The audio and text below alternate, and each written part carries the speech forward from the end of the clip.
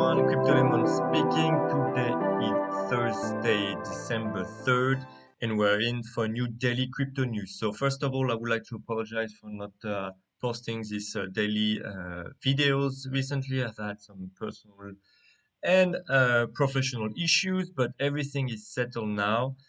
So we can get back to work with so much exciting news ahead of us.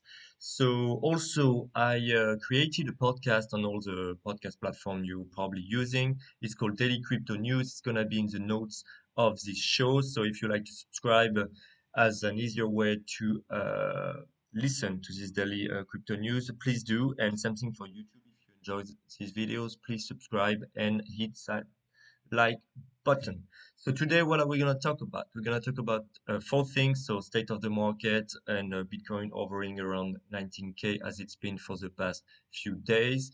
We're going to also talk about a bill concerning stablecoins in the US that was actually kind of shut down by the crypto industry. And we're going to talk about the reasons why. And we're going to talk about Ethereum 2.0 staking system and where we are at the moment, what kind of rewards can you expect if you run the node, and all these kind of things. And finally, we'll talk again about Ethereum 2.0, which is, of course, the big thing at the moment, and some professional and insider of the Ethereum ecosystem basically saying that most of the hard work has been done launching this phase zero. And even if it will take time to go to phase one, phase 1.5, phase two, this is, let's say, easier than what they've done until now. So let's get to it and let's enjoy this, guys. So first thing first, state of the market, total market cap just under $580 billion. Bitcoin a bit up this morning after trending downwards during the night. It's sitting at 19.2K. Ethereum just over $600. So overall, like still in the consolidation phase, which is making me actually very happy. And I'm happy to wait until this kind of moving averages and all these technical analysis metrics trend catch up with the recent trend we've seen. So what I wanted to show you is actually the Bitcoin volumes by exchange have been exploding, of course, over the past months, which is positive, I believe. But we have also a lot of information on the option side. So as you know, we didn't discuss it, but if you look at if you looked at the space, there were a lot of options for either Ether or Bitcoin being traded on Terabit or other platforms recently. A lot of calls, so options to buy the asset. So if basically betting on the assets going up, mostly during the past weeks. And we've seen recently, it seems more put, which is an option to sell the asset, which is actually to protect yourself of a downside in the asset price. So we've seen a lot more of these puts during the past 2 days, meaning a lot of people do not feel confident to be fully exposed to the asset and would like to have some kind of protection in case the asset goes down. So, of course, this is also a part of institutional investment, and it just shows that this bull run has been fueled by investors, professional investors and institutions, and not by retail like we've seen in 2017 to 2019, 2018. So this is something important to look at, and I will expect price to stabilize before maybe going up. And there's something also about Ethereum and the probability that you can calculate with the options. And what's really interesting to me is that actually traders are betting that the Ethereum price will go down compared to today in 2021. So this is quite impressive and quite weird if we think about all the big things coming up in the next months and next year, and especially in 2021. But I believe this can also be seen as a way, as I was saying, of traders to protect against downside, let's say, a drop in Ethereum price. They will have a protection by buying these puts. So maybe these probabilities are not fully, let's say, supply and demand driven, but mostly as a mean to hedge oneself. And so this is the big news of the day. Crypto industry votes no to stablecoin bill in Congress. So this was a bill actually proposed by three Democrat representatives. and Congresswoman Rashida Tlaib. It's called Stablecoin Tethering and Bank Licensing Enforcement, Stable Act. So what it does is basically it requires anyone that makes oh stablecoin, so USDC included, Tether, to of course have $1 in bank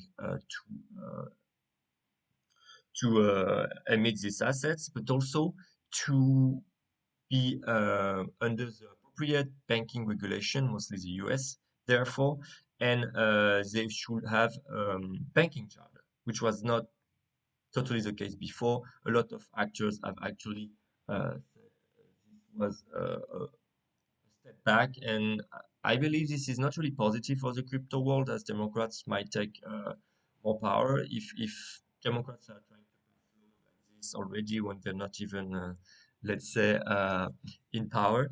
This is I don't know how to think about it. Maybe they'll get more neutral, at least over the coming months when they'll actually have to decide. Because this bill is not going to pass mostly. There's almost no chance. And something that also is interesting is that they did not understand. They make this bill as if it will help to serve underbanked population, which is not the case. Because if you regulate all these crypto actors, they'll have to do more KYC, they'll have to do more research on the people's asset, and maybe they will not serve customers that are not profitable. Whereas at the moment, they don't know which customers will be very or not profitable. So, like Meltem Demiros was saying, she's a chief strategist officer at CoinShares, this has the opposite effects. Cryptocurrencies lower the cost of servicing populations that have historically been excluded from the banking sector, raising cost and compliance obligation forces companies to cut access for unprofitable clientele. So I completely agree with her, and I think this congressman and woman did not really understand what crypto was all about. But on the other hand, we have also the one writing this proposal and bill saying that crypto needs regulation, and I will tend to agree with it, but maybe not regulations that will, let's say, prevent innovation. So this is really something to focus on because this could be a bearish event if we have more and more bills restricting our crypto liberty, our crypto freedom, I guess. Introducing valid points, the risk and rewards of staking ETH2. So this is a CoinDesk article, really interesting. So just try to become a validator. I didn't know, but you have a long waiting list if you were not approved like during the past few weeks. And so a lot of people are waiting to be validator. At the moment, you will earn close to 0.004 Ether per day by being a node. So this is basically, I think I read something like $2 a day, something like that. $2.36 a day. So we have two things playing out. We have the fact that we have new nodes coming up as they will be, let's say, accepted by the network. So they should lower the reward. But we can also believe the return on investment is not enough. And maybe so we have all this supply and demand kind of relation that will take place. But overall, this is a huge success for the Ethereum 2.0 with so many people staking their Ether, like over 900,000 Ether, I think I read being staked. So this is 66% more than what was actually needed. So this is really really impressive, especially when on November 21st we only had like not even 30% of the deposit threshold in just a bit more than a week, just went to the moon. So another thing is about Ethereum 2.0, Joseph Lubin, I hope I say its name right.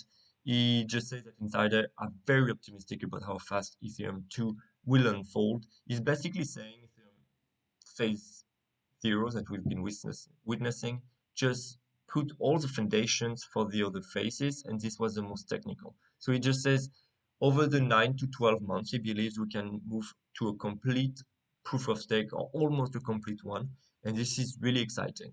I believe he's also saying that consensus and other actors are working on so many interesting projects.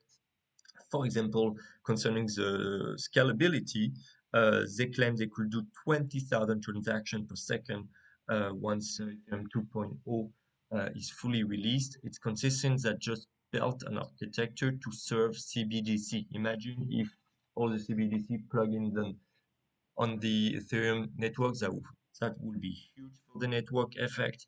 And so they're already working apparently with Hong Kong Monetary Authority, Bank of Thailand, and Reserve Bank of Australia. So this is consensus on their latest project. So this is really exciting, and it makes me kind of think,